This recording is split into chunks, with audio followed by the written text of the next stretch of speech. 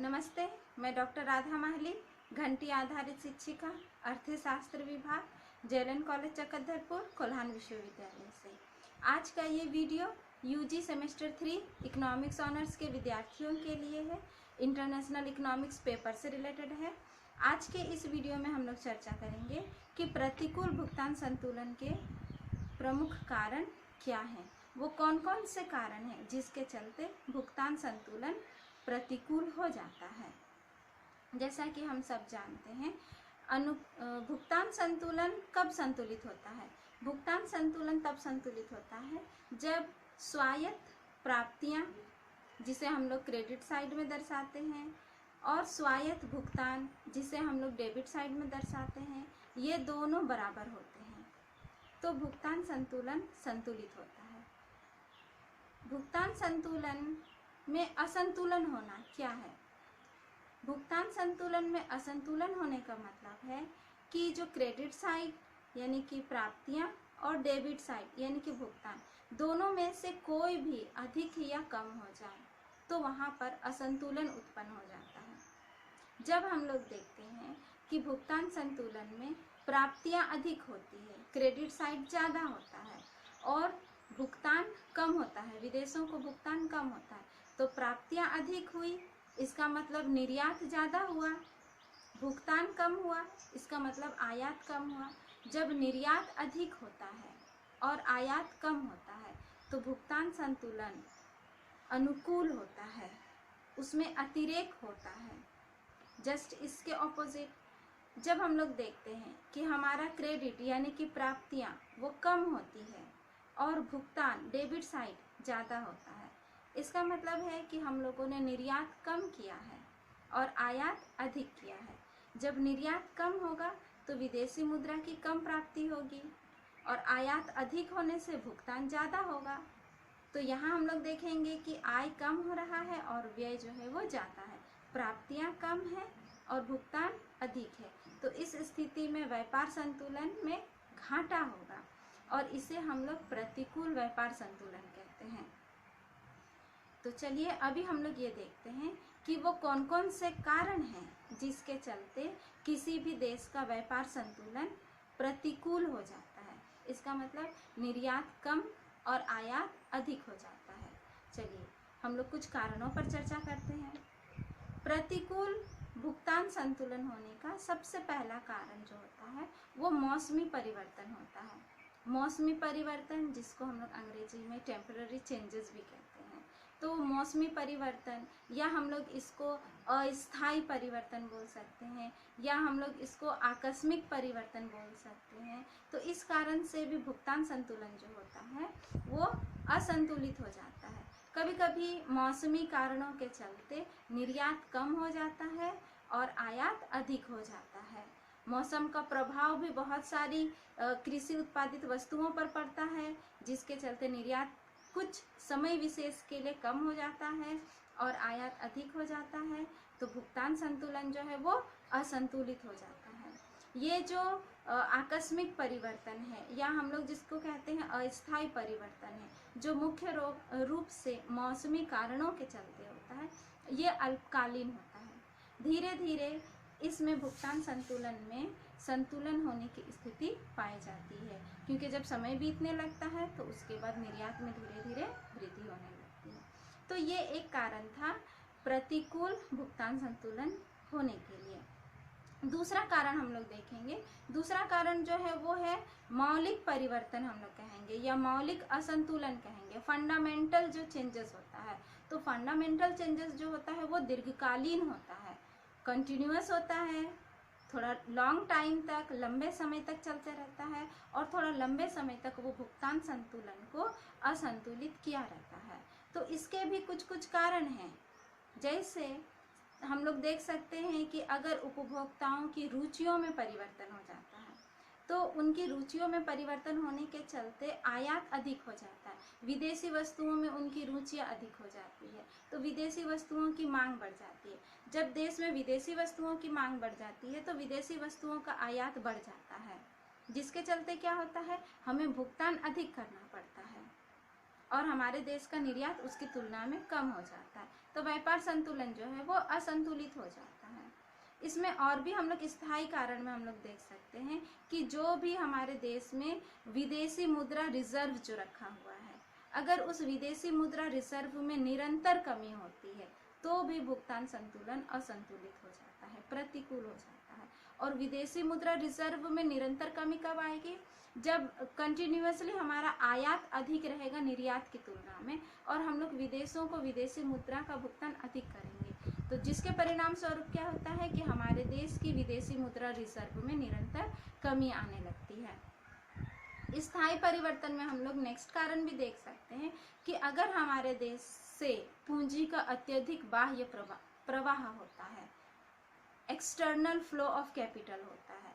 पूंजी का बाह्य प्रवाह होने के भी बहुत सारे कारण हैं, जैसे हम लोग विदेशों से पूंजीगत पदार्थों का आयात करते हैं, कच्चे माल का आयात करते हैं, आवश्यक उपभोक्ता वस्तुओं की भी आयात करते हैं, विदेश से विदेश की टेक्नोलॉजी का आयात करते हैं। तो ऐसी बहुत सारी चीज़ें हैं जो हम लोग विदेश से आयात करते हैं। तो जब विदेशों से आयात करते हैं तब क्या होता है, हमारी देश की पूंजी का बाह्य प्रवाह होता है, हमें विदेशी मुद्रा में उन्हें भुगतान करना पड़ता है और वो बाहर की ओर चला जाता है।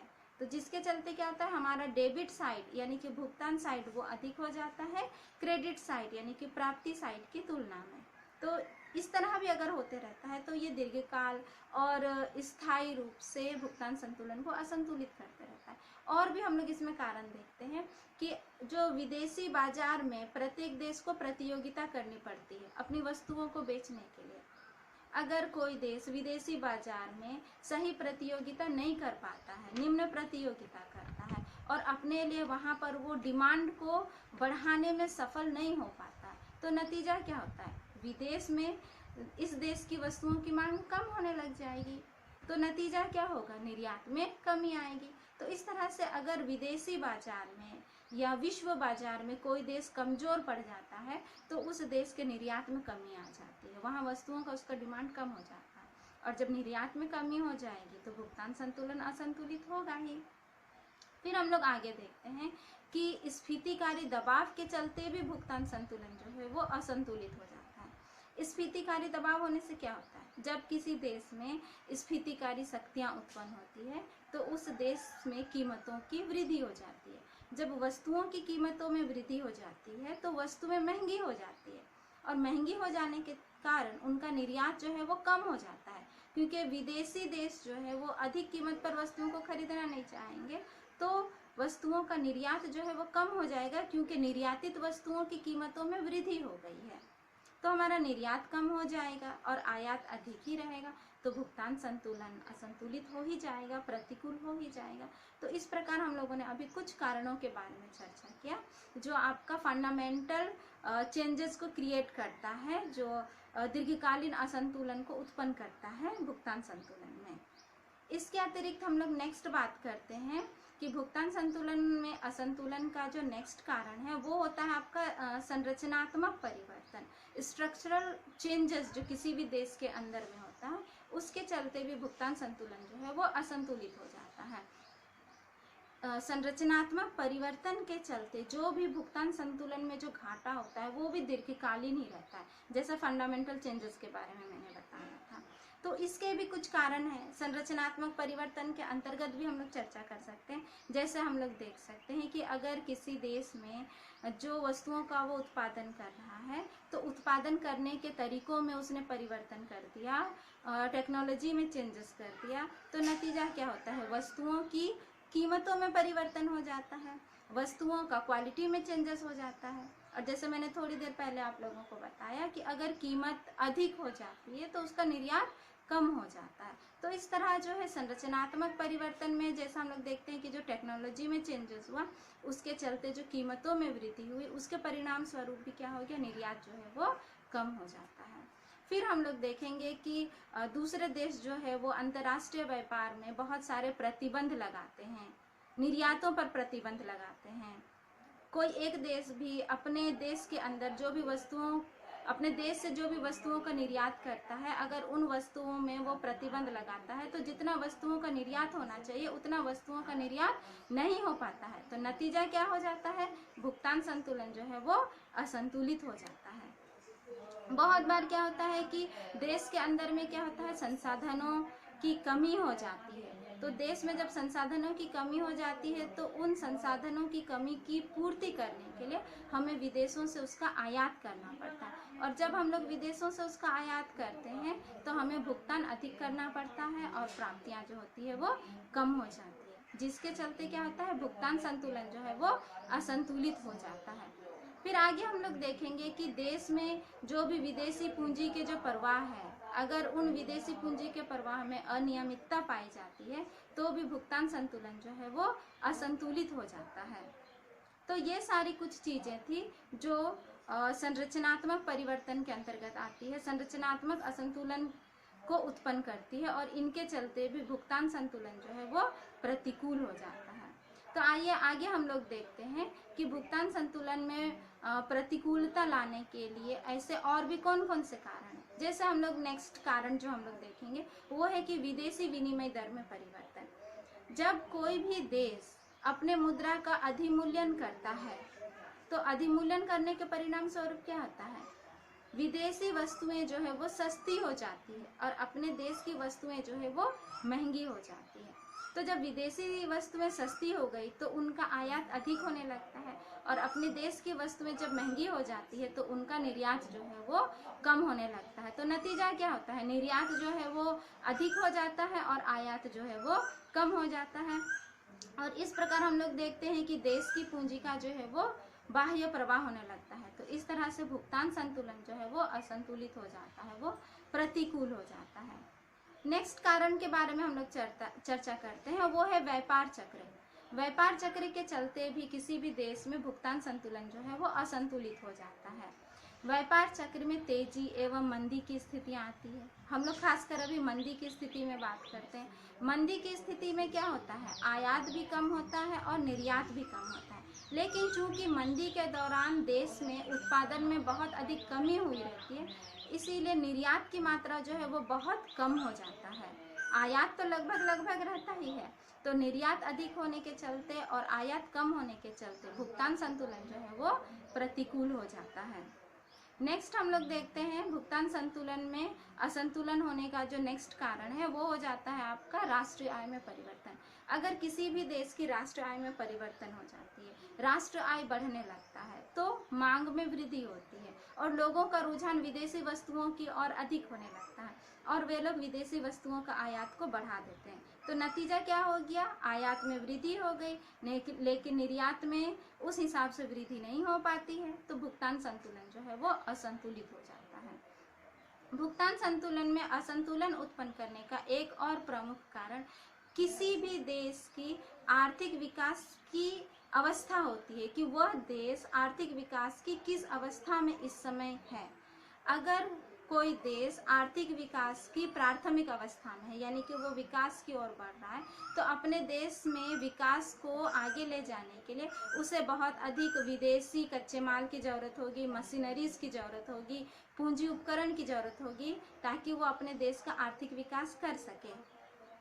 तो अपने देश के आर्थिक विकास को बढ़ावा देने के लिए उसे विकसित देशों से, दूसरे देशों से इन मशीनरी, पूंजी उपकरण, इन सारी चीज़ों का उसे आयात करना पड़ता है, जिसकी कीमतें बहुत अधिक होती है और जिसके चलते उसे भुगतान अधिक करना पड़ता है। तो जब भुगतान अधिक होता है और प्राप्ति कम हो जाती है तो व्यापार संतुलन जो है वो असंतुलित हो जाता है। नेक्स्ट हम लोग देखेंगे कि भुगतान संतुलन में असंतुलन उत्पन्न करने का जो नेक्स्ट कारण है वो है पूंजी की गतियाँ। यहाँ ये भी मायने रखता है कि एक देश में जो पूंजी की जो गति है वो बाहर की ओर हो रही है कि अंदर की ओर हो रही है। अगर पूंजी की गति बाहर की ओर हो रही है, देश से पूंजी बाहर की ओर जा रहा है, तो भुगतान अधिक हो रहा है, डेबिट साइड ज़्यादा हो रहा है, तो भुगतान शेष जो है वो असंतुलित हो जाएगा। तो जब कोई देश दूसरे देशों को ऋण देता है, अनुदान देता है, तो उस देश का पैसा जो है वो बाहर दूसरे देशों की ओर चले जाता है, तो पूंजी की गति जो है वो बाहर की ओर होने लगती है। तो इससे भी उस देश का जो भुगतान संतुलन है वो असंतुलित हो जाता है। नेक्स्ट हम लोग कारण पर चर्चा करते हैं। नेक्स्ट कारण में हम लोग देखते हैं कि जो भी राजनीतिक स्थितियां हैं, उस देश की राजनीतिक स्थितियां कैसी है, राजनीतिक स्थिरता है या नहीं। अगर देश में राजनीतिक स्थिरता होती है तो विदेश के लोग यहाँ पर विदेश के लोग इस देश में निवेश करेंगे, क्योंकि यहाँ राजनीतिक स्थिरता है। लेकिन अगर किसी देश में राजनीतिक स्थिरता नहीं होती है तो विदेश के लोग भी इस देश में निवेश करना नहीं चाहेंगे।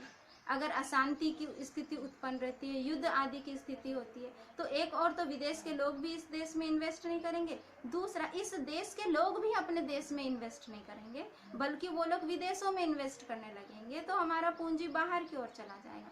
तो इस प्रकार हम लोग देखते हैं कि अगर पूंजी का बाह्य प्रवाह होता है तो इससे भी भुगतान संतुलन जो होता है वो असंतुलित हो जाता है, क्योंकि भुगतान अधिक हो जाता है और प्राप्तियां कम हो जाती है। तो इस प्रकार हम लोग देख रहे हैं कि ये कुछ प्रमुख कारण थे जिसके चलते निर्यात कम होता है और आयात अधिक हो जाता है। कहने का मतलब है कि भुगतान हमें अधिक करना पड़ता है और प्राप्तियां कम होती है, तो जिसके चलते देश का जो भुगतान शेष है, जो भुगतान संतुलन है, वो प्रतिकूल हो जाता है। कुछ कुछ कारणों से हम लोगों ने देखा कि भुगतान संतुलन जो है वो अल्पकालीन असंतुलन में चला जाता है, और कुछ कुछ ऐसे कारण हैं जो भुगतान संतुलन में असंतुलन, प्रतिकूल परिवर्तन लंबे समय के लिए, दीर्घ अवधि के लिए उत्पन्न कर देते हैं। तो इस प्रकार आज के वीडियो के लिए इतना ही। अगले वीडियो में मैं फिर आप लोगों के बीच उपस्थित होंगी। तब तक के लिए धन्यवाद।